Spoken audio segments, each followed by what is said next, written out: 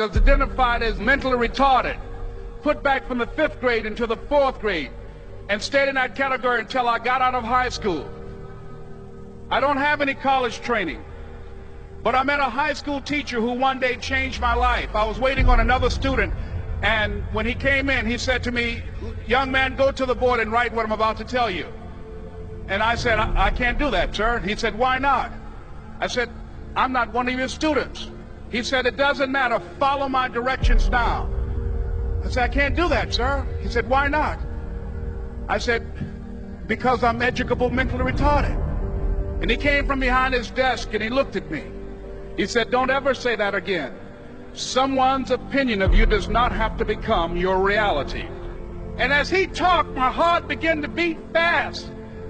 Tears began to run down my eyes, and I was in the back just listening to him, because the speech he was giving, that speech was for me.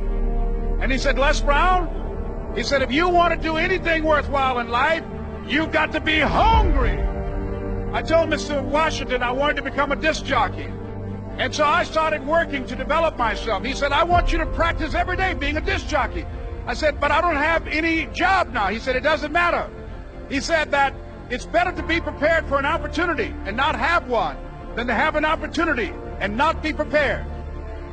And as I was working to develop myself, I applied for a job as a disc jockey, WMBM on Miami Beach. I went to a guy named Milton Butterball. I said, "How you doing, Mr. Butterball? I'd like to get a job as a disc jockey." He looked at me, he said, "You have any broadcast background?" I said, "No, sir, I don't." "You have any journalism background?" I said, "No, sir, I don't." He said, "We don't have any jobs available." I said, "Yes, sir." I went back to Mr. Washington and I told him. He said, "Don't take it personally." He said, "Most people are so negative, they will have to say no 7 times before they say yes." He said, "Go back again." So I went back again. I said, "How you doing, Mr. Butterball? My name is Les Brown." He said, "I know what your name is. What do you want?" I said, "I'd like to know whether or not you have any jobs for disc jockey, sir." He said, "Didn't I just tell you yesterday we didn't have any jobs?" I said, "Yes, sir, but I know whether or not somebody got laid off or somebody was fired, sir." He said, "No one was laid off or fired. Now get on out of here." I came back the next day like I was seeing him for the first time. I said, "Hello, Mr. Butterball, how are you?" He looked at me with rage. He said, "Go get me some coffee." I said, "Yes, sir." And I went to get him some coffee. After a while, I would get their lunch and dinner, and I would go in the control rooms and take the disc jockeys their food, and I would not leave until they would ask me to leave. One Saturday afternoon, while I was at the radio station, a guy named Rock was drinking while he was on the air. I was the only one there, looking at him through the control room windows, walking back and forth, young, ready, and hungry. Pretty soon the phone rang, and it was the general manager. And I answered the phone. I said, "Hello?" He said, "Les, this is Mr. Klein." I said, "I know." He said, "Rock can't finish his program." I said, "I know." He said, "Would you call one of the other DJs in?" I said, "Yes, sir." I hung the phone up. I said, "Now he must think I'm crazy." I called my mom and my girlfriend, Cassandra. I said, "Y'all turn up the radio and come out on the front porch. I'm about to come on the air." I waited for about 20 minutes, and I called him back. I said, "Mr. Klein, I can't find nobody." He said, "Young boy, do you know how to work the controls?" I said, "Yes, sir." He said, "Go in there and don't say nothing here." I said, "Yes, sir." I couldn't wait to get behind those controls. I put on an old Stevie Wonder record called Fingertips. I sat down behind that turntable. I said, "Look out, this is me, LB Triple P, Les Brown, your platter playing papa. There were none before me, and there will be none after me. Therefore, that makes me the one and only. Young and single and love to mingle, certified, bona fide, indubitably qualified to bring you satisfaction, a whole lot of action. Look out, baby, I'm your love man." I was hungry. I was hungry. You got to be hungry. Begin to know that you have greatness within you.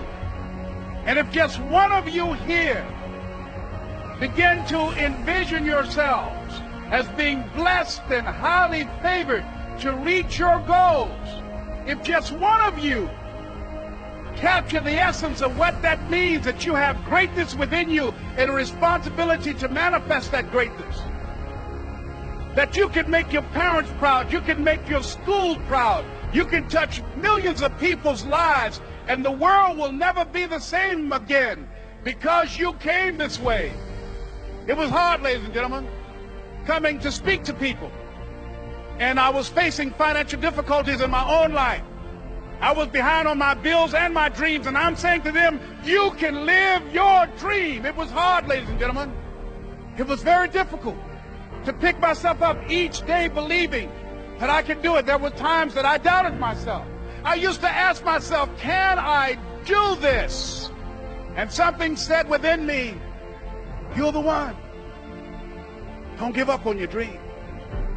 By continuing to push forward, by continuing to run toward my dream, that one day I would have my own talk show.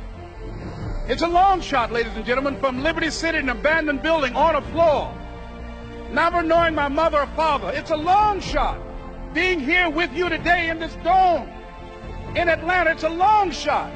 No college training, labeled educable, mentally retarded, but I kept running toward my dream.